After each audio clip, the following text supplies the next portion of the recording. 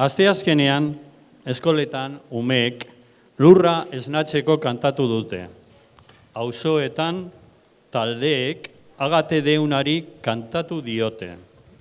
Etxeetan, zorion hutsa betiko edukitzeko, eta ez izateko dongerik, ez izateko kalterik.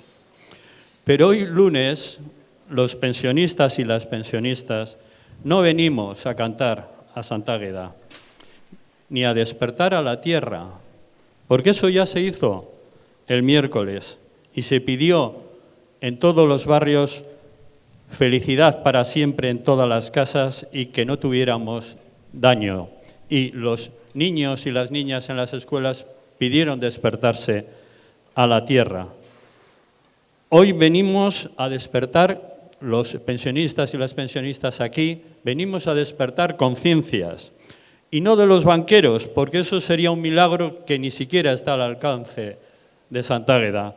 Venimos a despertar la conciencia del pueblo trabajador vasco. Y en los versos que tenéis en la mano, subrayaría dos ideas. El final del tercer párrafo. Borroka da, bide bakarra. La lucha es el único camino. Y el final.